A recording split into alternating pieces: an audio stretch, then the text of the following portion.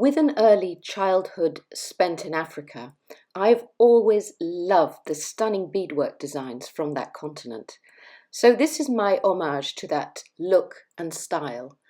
I've made a framework and then I've used seed beads to connect with thin wires and then obviously put a centerpiece. So these are sort of like African style mandalas, and you can add tassels with chains. You can put beaded tassels or cloth tassels. You can make them long, you can make them short, you can make them big, you can make them small.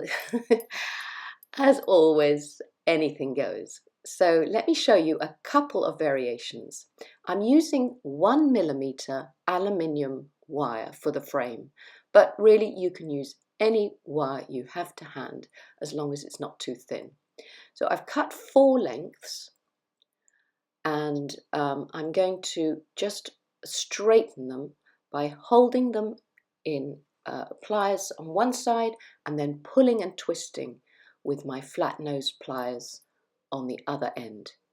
And that tempers, work hardens, and also just straightens all the wires so that they're not too floppy, because this aluminium wire is actually quite soft. So these wires you want quite tough because they're going to be the framework. So once you've done that to all 4 lengths, the amount of wire you cut, the length you cut, has to allow for a bail to come over and the wires to come around. So, if you're asking how much wire to cut, that's dependent on your size of your piece. So this is 0.4mm silver plated copper wire, and I'm using that as my weaving wire. So I'm connecting the end of the weaving wire, the 0.4mm, to the center of one of my main structure wires, just cutting off the end, making sure there's nothing sticking out. So it's connected to the center. And now I'm ready to introduce the second wire, and I'm going to put it together initially, bring the weaving wire around it to secure it next to the other one, and then I'll twist it because it's easier to hold it like that. Twist it so it forms a cross shape, and then wrap around and over, sort of up and over and around each of these wires to secure them at the center in this cross shape. So once you've gone around each of the wires, you'll find it will hold. Now we're going to introduce another wire. So you're going to do each one separately. Now I'll give you a tip.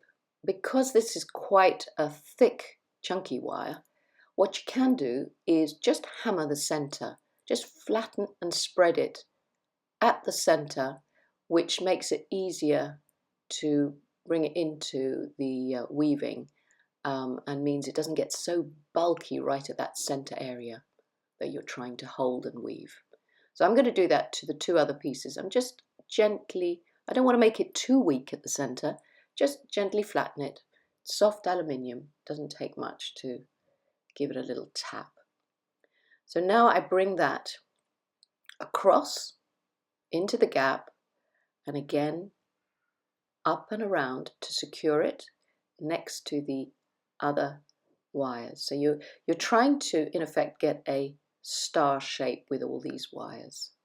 So keep it, I know it's quite hard to hold, but you just have to pinch the center as you weave around. So up and over, and just keep going, holding it, slowly do it, and then you've got one more piece to go. That goes across to complete the star. This is very much like weaving the base of a basket. In fact, I have done this style before, but with thinner wires. We've made treasure baskets. If you look at my other projects, it's a little basket to put gemstones in. I've also used this shape for Christmas decorations for icicles and star shapes. So it's a common structure that looks very effective for a lot of things. So I'm just compressing the wires at the center just before I continue doing the weaving, and that means they hold much better. So once you've given it a light tap, you can continue just going around, up and over each of these wires that are radiating out, and that makes them nice and secure at the center, and the framework will hold.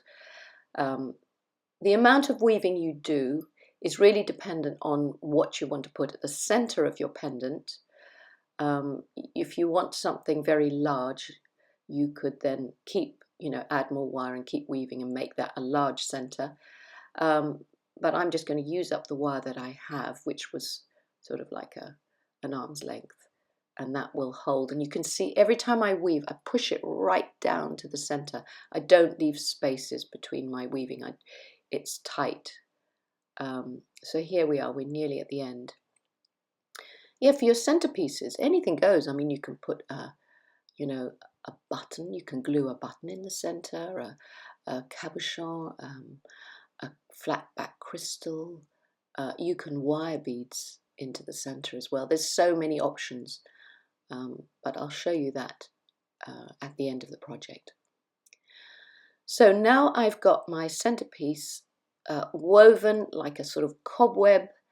I've got the star pattern nice and secure, ready for weaving in my beads. I'm just going to put it on my block, give it a little tap with the nylon head of the whammer hammer, and that will just strengthen it and get it all ready for weaving.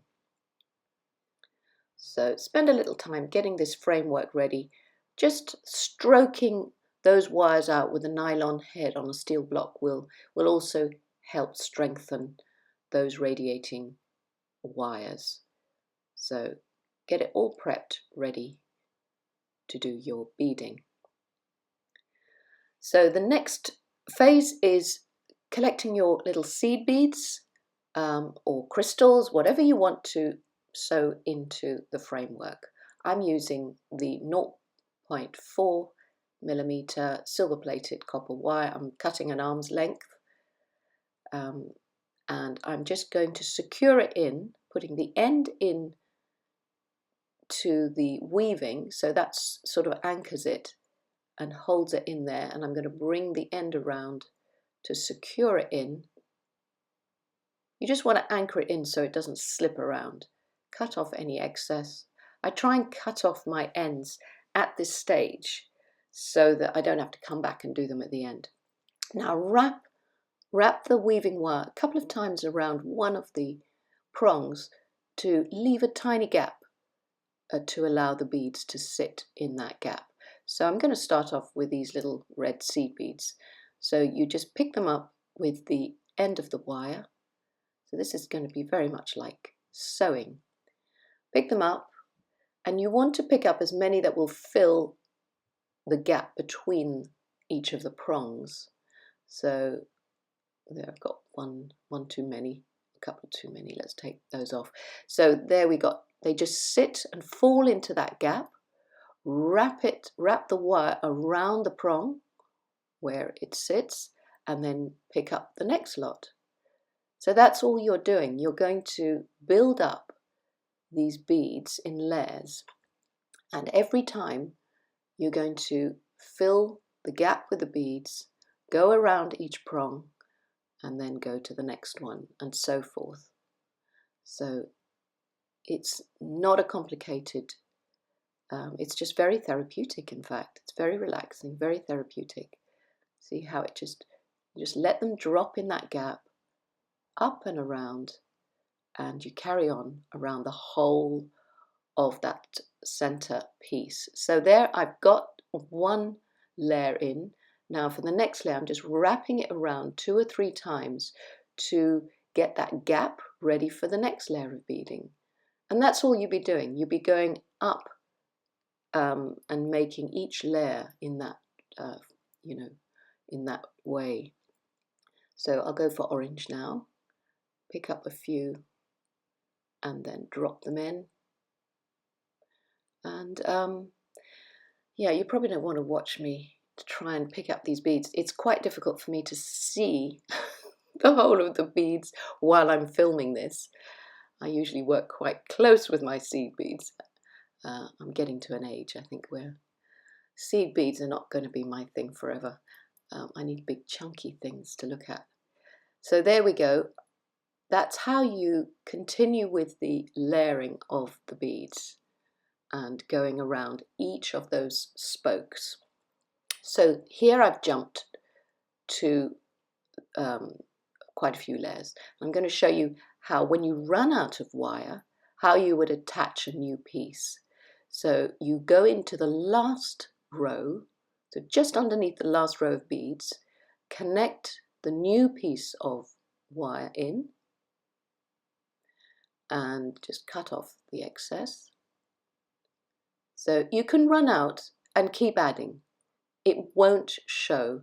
And then you wrap the wire just above that last row, ready for the next, to continue your beading.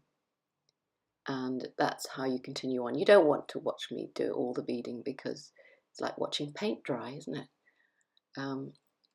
So you never have to worry about, adding wire on. You just can do that very easily. And it depends how big you want to make the beaded piece. So you will just continue until you've made it the diameter that you want the whole thing to be. So I think I've finished. This is the size I want it to be, and I could wrap that extended wire, that leftover weaving wire, around and around and make a bail from it, but I'm actually going to cut it off. Just squidge it down. So when you finish, just cut off the wire. Make sure it's there's no spiky end. Now this one I'm going to show you a new way of finishing this with beads and radiating wires. So I've put a large bead that fits onto the 1mm wire, and you can use your bail makers to make a link. Another way of doing it, you could just hammer the little bit of wire above the bead. Make sure your thumb is on the bead so you don't smash the bead when you hammer it. But what this does, it spreads the wire flat just above the bead, so it makes the bail look a bit more prominent. Do you see that flattened area there? I haven't flattened it right to the end, I've just flattened it just above the bead without smashing it, thank goodness. And then you can bring the wire around to form the bail. So you've got that circular loop. That's where your chain or your cord or whatever you're going to hang it from is going to go. Then bend the wire to a right angle where it sort of hits the bead, and just pinch it together. And then with the extended little tail there, you can bring that around to secure it, and that's the top bail then. And just spend a bit of time squeezing the ends so that they're not jagged and sticking out. So there's the top bail that you can put a ribbon or a piece of suede or whatever you're going to hang it from. Actually, these do make nice decorations as well, so you can make a lovely sort of mobile with these round beaded pieces. So I'm going to show you how I can do these ends. So I'm going to put another bead on the other end, and I'm going to trim it with just enough wire, only sort of like 10 millimeters, 8 millimeters projecting, and then I'm hammering the end to spread, and it sort of flattens and mushrooms out like a little paddle. So I'm going to do that to each one. So this is one style of making this pendant very sort of radiating and very decorative. And it's got this energy to it. So these are glass, I think they call them pony beads, big hole beads. I've had them for years, never known what to do with them. So decided I'm going to use them on this. So I'm just going round, flattening, spreading, and mushroom out all these ends. And that holds them on. It's like a head pin. Now, little tip here. If they don't mushroom out very nicely, they go a bit wobbly and lopsided, you can use a scissors or metal shears to shape them. And I know it's a bit of a cheat, but why not if it looks better? So you can always trim them if one of them doesn't come out too well, and then just use a little bit of sandpaper or a needle file to take off any hard edges. And another bit of troubleshooting is if your beads slide down too much, you can always use a piece of the 0.4 weaving wire. Just wrap it above the bead and from the back over and under the bead, and that will secure it in the place that you want it to sit. But I'm not going to use that. I've decided my beads do sit well, but I thought I'll just give you those little 2 tips for troubleshooting. So we want to do the centerpiece next. So there are many things you can do with the center. You can glue on a big piece to cover all your weaving. So that's a mosaic flat piece of glass.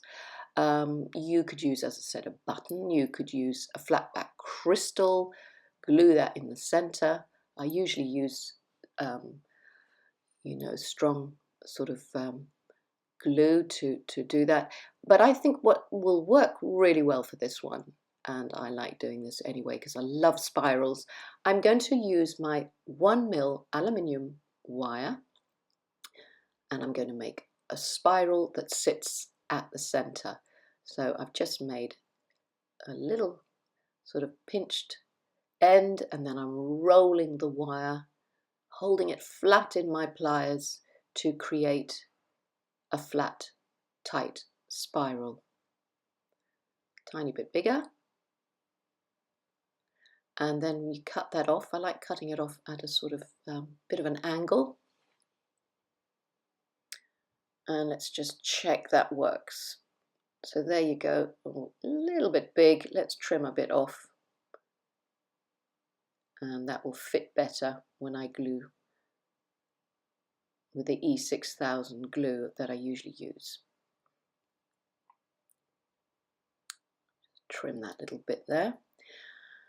So that can be glued there, and then I could put a tiny little, maybe a little crystal at the center to bring out that red again. That would work well. So that's one style of my Zulu beaded pendant. And I want to show you another. So here's one I made earlier, but I haven't finished. So I've used the remaining weaving wire to go all the way up and weave around that stem or stalk to make my bail. So here's how I made the bail. I'm just bringing it forward so that when I curve it or curl it around, it sits central to my pendant. So I'm making the hook or hoop that will have my chain or ribbon on. And it's a little bit long, so I might just trim it off there. There's many ways you can make these ends, but I'll let you decide. I can either curl it in like that and make it into a bit of a hook, or I think that's a bit bulky. So I think I've trimmed it and flattened it and pinched it where the circle is. That works better. So now I've got the remaining bit of that weaving wire, and that is going to go around the base of that circle, the base of my suspension hoop or bail. Then to finish it off, I post it inside and just wrap it once around inside and finish it off inside. And that gives me a finished hanging bail. So that's another way of finishing off your top bail with the remaining weaving wire that you have. I'm just going to curl that end up just to give it a bit of a finish there. And now I'm going to show you something different that I do with these spokes or rays of wire. So I'm going to go around and trim just short little ends, projecting ends. Don't want to leave too much, because when you hammer these ends, they actually spread and lengthen a little bit. So I've just got enough there. It's about 8 mil, 10 mil. And then I'm doing the same thing. I'm hammering the ends to mushroom out and flatten the wire to create ribbon wire. So it's flat wire. It's easier to do like this. Turn the back of the pendant to the side of the block, so only the wire is sitting on your block. That way you're not going to hammer your beads and smash them. So you do have to be careful. Really concentrate on not breaking the edge of your beading. So you do that all the way round, apart from the bail, of course.